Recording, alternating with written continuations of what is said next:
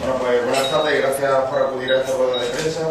El motivo de la misma es hablar de la aprobación la semana pasada por parte del Consejo de Ministros del nuevo Plan Anual de Cooperación Internacional y también un poco en general de la cooperación internacional. Somos conscientes de las dificultades por las que España está atravesando, pero la crisis no puede ser excusa para que la ayuda al desarrollo y la cooperación española sigan estando presentes en la agenda política de nuestro país. El Consejo de Ministros, como digo, aprobó el pasado viernes el Plan Anual de Cooperación Internacional para 2012, que reduce el volumen destinado a ayuda al desarrollo con respecto a años anteriores. Conocemos la necesidad de realizar ajustes, comprendemos que se hagan en todas las partidas de los presupuestos, como así se están haciendo, se hagan ajustes, pero esto supone un brutal recorte sin comparación ni proporcionalidad con los de otras políticas públicas y que ponen en serio riesgo la labor de muchas instituciones, ONG y voluntarios que trabajan en un sector solidario y generoso en su lucha en favor de las personas más desfavorecidas, en algunos casos, como bien saben, jugándose la vida. El Plan Anual de Cooperación se ha convertido en un documento falto de transparencia y meramente descriptivo, que pretende simplemente justificar el desproporcionado y duro recorte sufrido por la cooperación española. Estamos hablando de un recorte de un 72% con respecto al último presupuesto del gobierno socialista. En lo que se refiere a la ayuda oficial al desarrollo, esta se queda en un 0,22% de la renta nacional bruta para 2012, lo que supone un retroceso histórico en la voluntad de nuestro país en los objetivos marcados en la comunidad internacional y por la Unión Europea, que recientemente en su Consejo de Asuntos Exteriores reafirmó el compromiso con los objetivos de ayuda al desarrollo en torno al 0,7%. Además de ambiguo y poco transparente, el plan se aprueba sin diálogo entre el Grupo Popular con el resto de fuerzas políticas. El Partido Popular ha aprobado un plan anual de cooperación que por primera vez en 8 años no cuenta con el consenso de todos los grupos ni con un informe pactado y acordado por la comisión correspondiente en el Congreso. El Partido Popular ha actuado en solitario sin tener en cuenta las propuestas del resto de grupos parlamentarios. Esto viene a demostrar nuevamente que el Partido Popular usa la crisis como excusa para desmantelar algo en lo que nunca ha creído. Para demostrar esto, no hay más que ver lo que los ayuntamientos, pilar básico en la cooperación española, han venido destinando a la cooperación. Los dirigidos por el Partido Socialista e Izquierda Unida han venido destinando en los últimos años del 0,5 al 0,7 de su presupuesto. Ejemplo de ello fueron la corporación anterior del Ayuntamiento de Córdoba o el Ayuntamiento de Elche. Los ayuntamientos dirigidos por el Partido Popular son los que han presentado datos más pobres. Valencia y Castellón destinaban el 0,1 y el 0,21 respectivamente. Algo, ya sabéis que en otras partidas, en Valencia y Castellón, no han sido nada austeros. En Ceuta, aunque el asunto de la cooperación se ha puesto sobre la mesa en la anterior legislatura, por ambos grupos, en 2 ocasiones, la cooperación internacional nunca ha existido. Ceuta nunca ha formado parte de la red de municipios que realizan acciones de cooperación según la Federación Española de Municipios y Provincias. Hubo en años anteriores alguna partida que se podría calificar como ridícula, destinado a un fin que podemos considerar similar. La última conocida era en 2010 de 8.000 euros de un presupuesto de 300 millones de euros. Sé que este tema es difícil de explicar, o mejor dicho, difícil de entender, dada la actual crisis económica, pero la cooperación al desarrollo no puede ser vista como una donación de caridad. Esto es lo que buena parte de la derecha tiene por cooperación internacional, una caridad, pero no puede ser visto desde esa visión, además cortoplacista. Ceuta además está en el continente africano y presenta, como bien saben, una fuerte presión migratoria. La cooperación al desarrollo en los países de origen es un útil instrumento para controlar la inmigración irregular. Sin embargo, el gobierno de Rivas nunca se ha preocupado por este tema, ni ahora, que tiene la excusa de la crisis económica, ni antes, cuando derrochaba dinero público sin ningún control.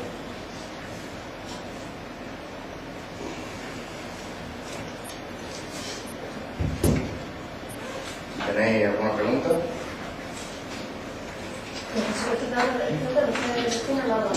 Nunca han destinado nada a la cooperación internacional. No era como tal cooperación internacional. No, una cosa es dinero que se destina a cooperación internacional, que para eso tiene una red la Federación Española de Municipios y Provincias, y otra cosa distinta es que yo le doy una subvención a la asociación X por hacer un proyecto en, no sé, cualquier otro país. Como cooperación internacional propiamente dicha, cooperación al desarrollo, no han destinado nunca nada. Si podemos decir que ha habido alguna partida similar, parecida, pero vamos, ridículo que no he dicho el porcentaje del presupuesto porque no sé cuántos son 8.000 euros de 300 millones de euros, pero lo podéis imaginar, mucho cero.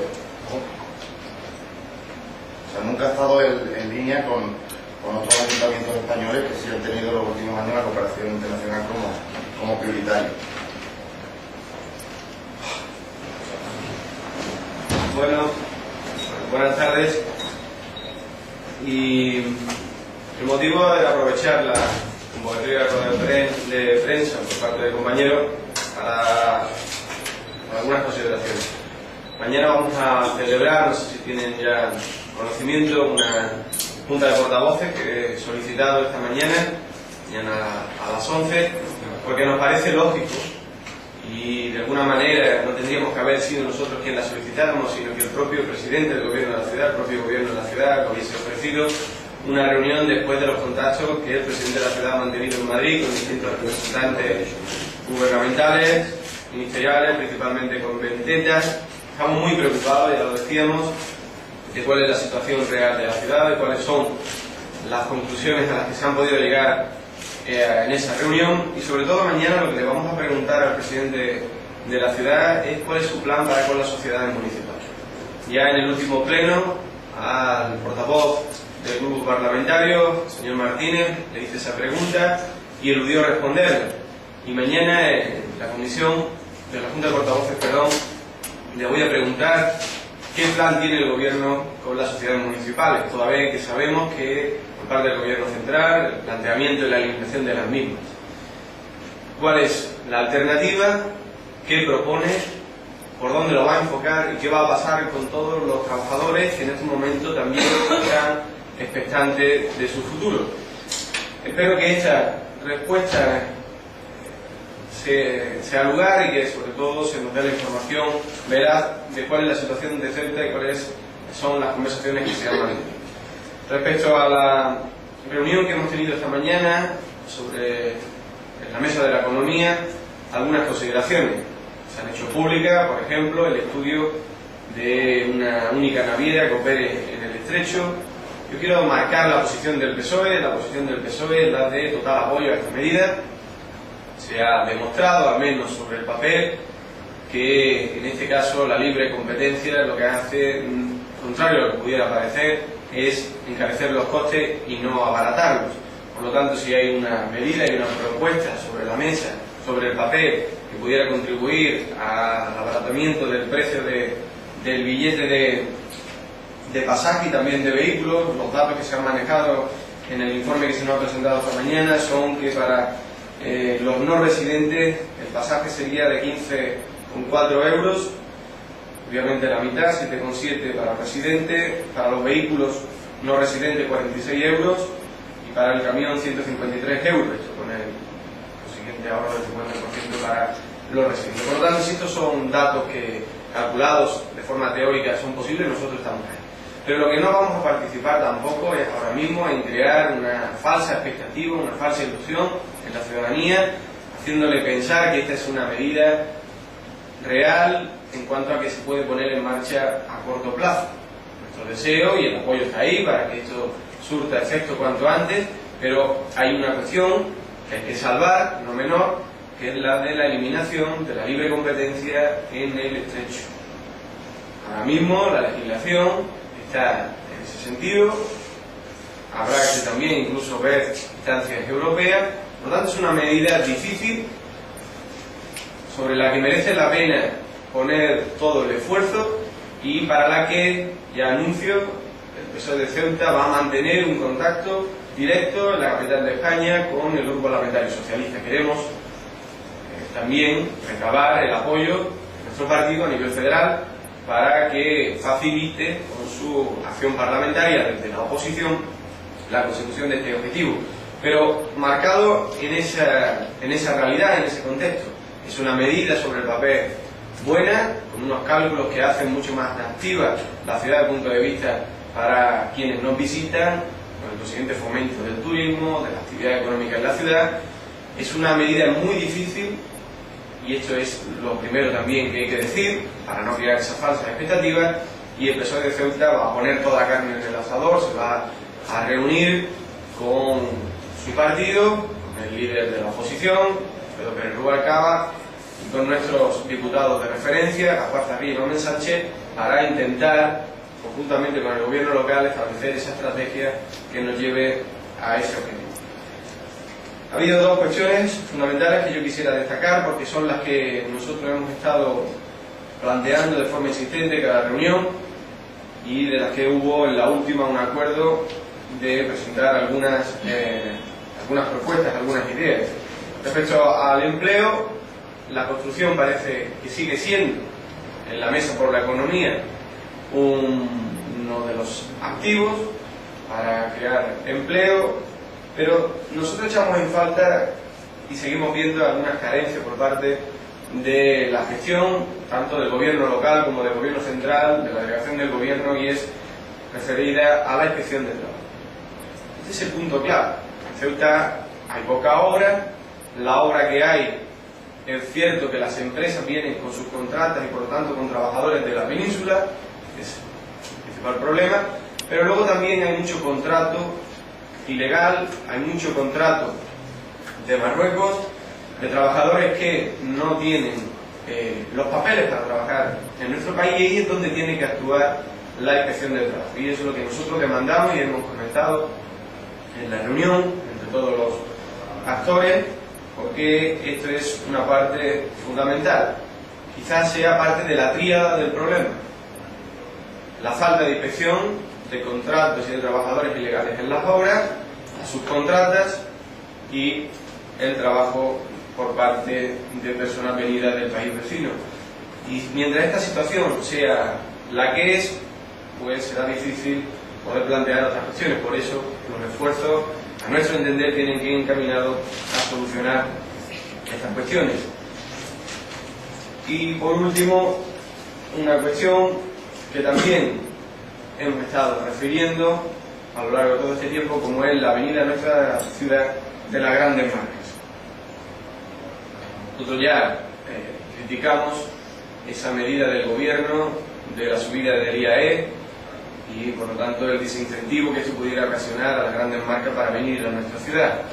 Hay conversaciones iniciadas sobre la posibilidad de algunas empresas que lleguen a nuestra ciudad, y ahí es donde sí, sin ninguna fisura, sin ningún tapujo, sin tibiezas, vamos a apoyar al gobierno. Vamos a apoyar al gobierno local en todos los trámites que necesite, ya sea la liberalización de suelo para poder ofrecerle a estas marcas, en el planteamiento que haga en el plan general, bien a futuro, que es el que tenemos que aprobar, las modificaciones pertinentes que tuviéramos que hacer en el actual, lo que necesite el gobierno va a encontrar al PSOE con su apoyo decidido en el pleno de la Asamblea, porque nos parece que es una de las líneas estratégicas a futuro más interesantes, no solo por los puestos de trabajo directos e indirectos que pueden crear, sino por la situación en la que nos colocan a nivel nacional y como referencia también para el atractivo económico. Tener grandes marcas en Ceuta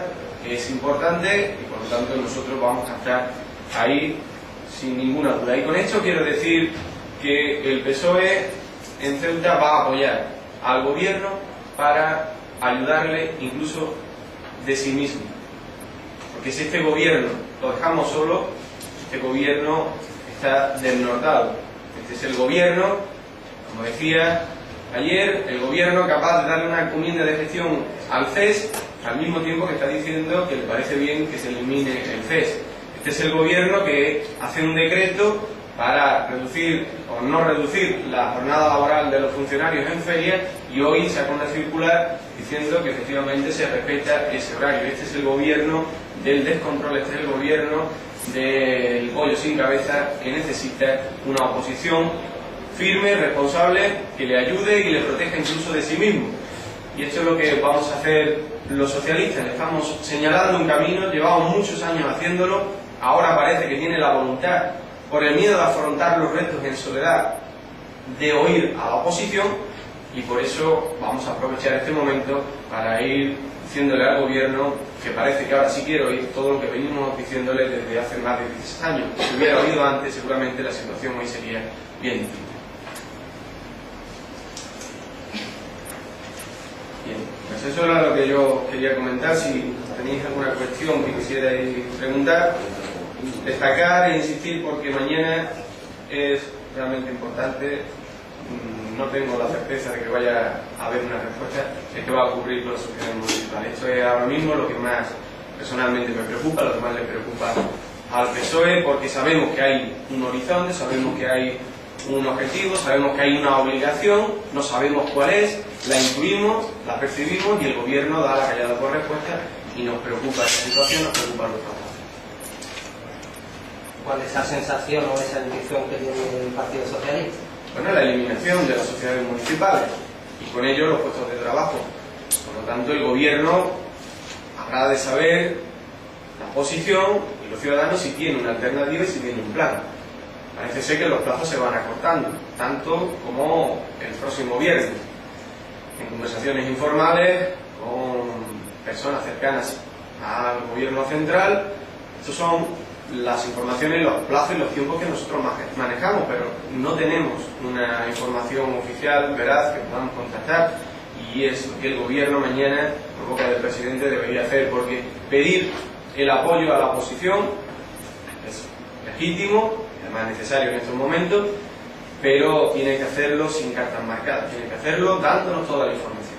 Y nosotros somos prudentes y responsables, y si hay información que no debe ser pública, nosotros la guardaremos, pero sabremos hacia dónde tenemos que caminar, y de esa manera si podemos o no apoyar en los planteamientos que el gobierno vaya haciendo. A veces nos sentimos como convidados de piedra, nos buscan para cuando es posible que las decisiones sean o tengan repercusiones sociales, y si salen mal, que sea corresponsabilidad de todos, pero luego cuando quieren hacer algo lo hacen en solitario, sin contar con nosotros, y esa doble forma de actuar y de contar con la oposición es la que nos incomoda y con la que no vamos a transigir.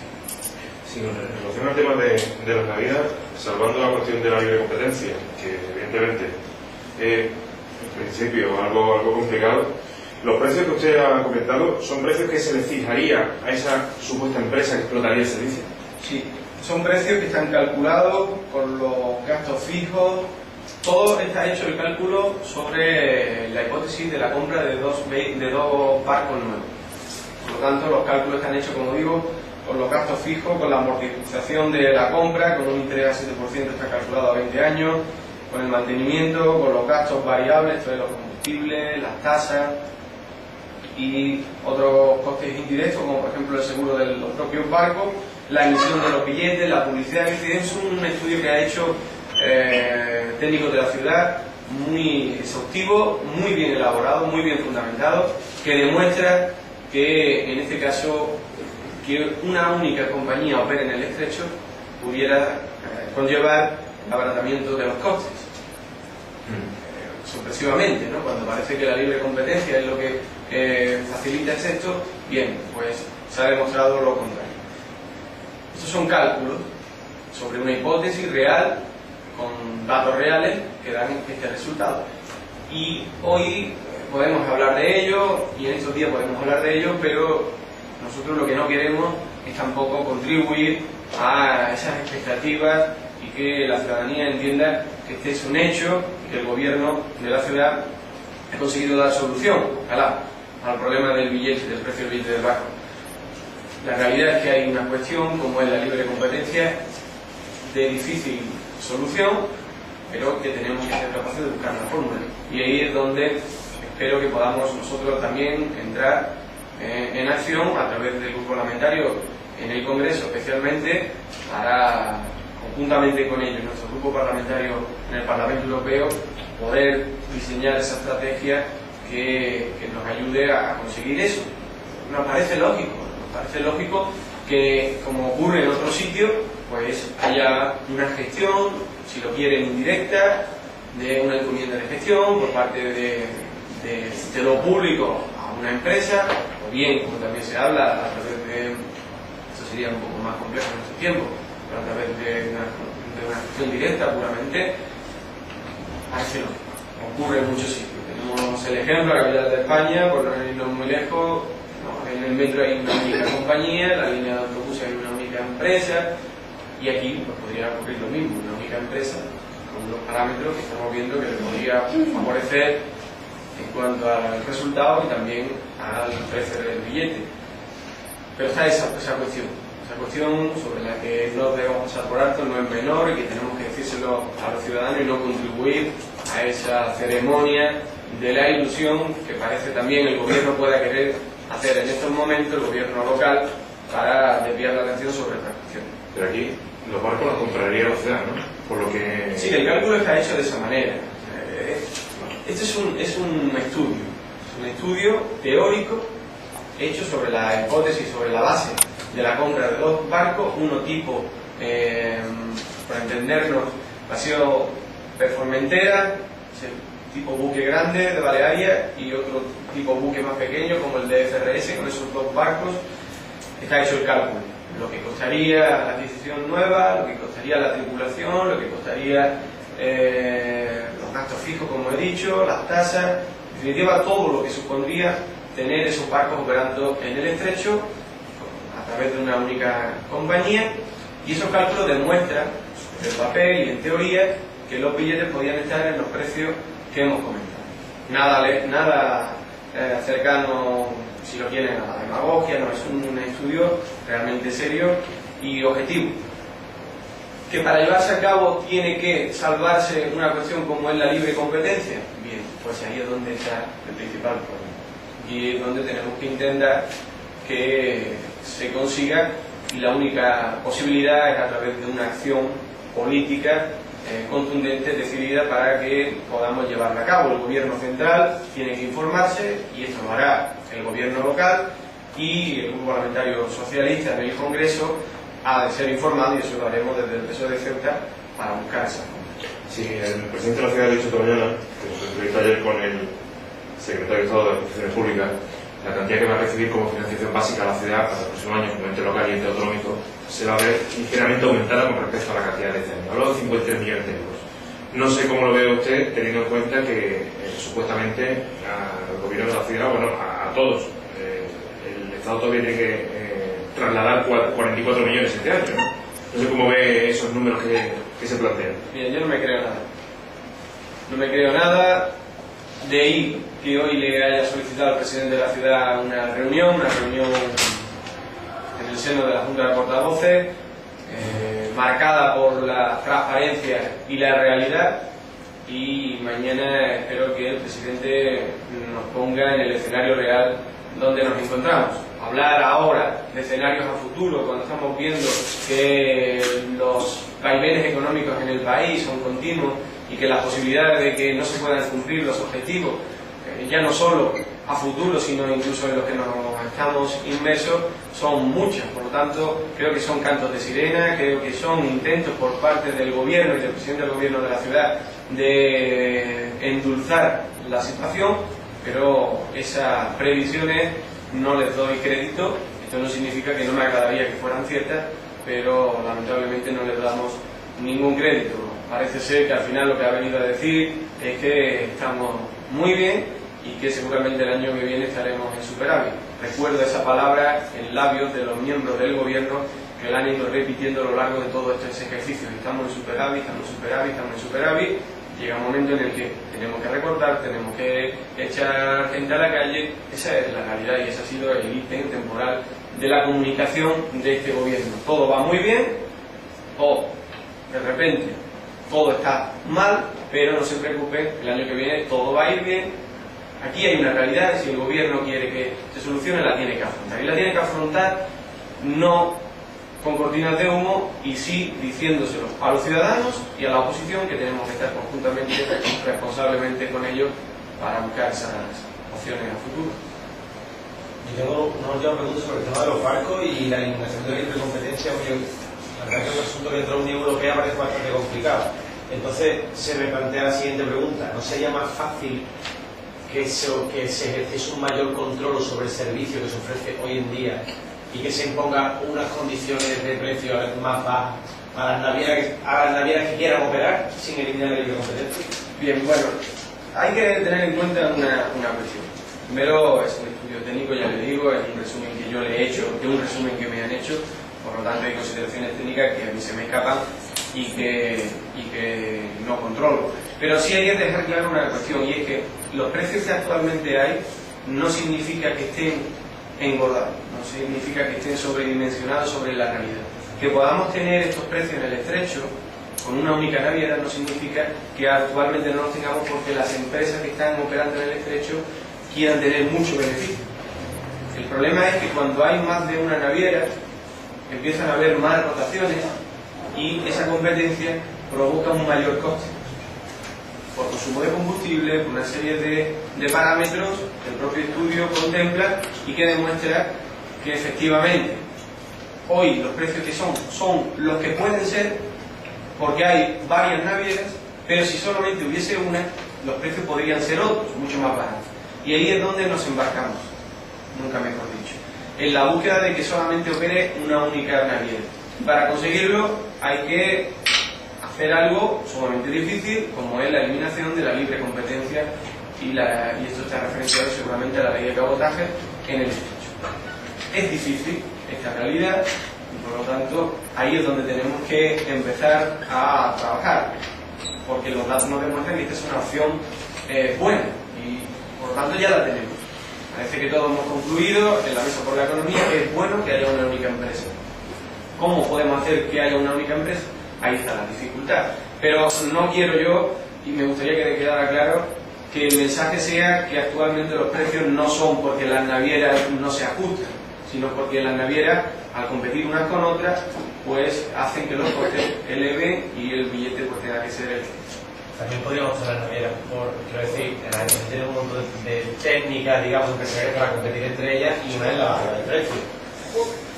Ya, pero estas son otras cuestiones distintas que exceden a mi ámbito y que sí hacen que como usuarios nos planteemos que no hay competencia. Estamos viendo que hay una diferencia mínima entre los billetes de una naviera a otra, pero también los costes que le supone esa competencia, también el estudio demuestra que les imposibilita ir a la baja en el precio del billete. Por eso, en esta situación es difícil que se dé una solución, una situación en la que haya tantas navieras como quieran operar en el estrecho, sí en el escenario de una única empresa prestando ese servicio.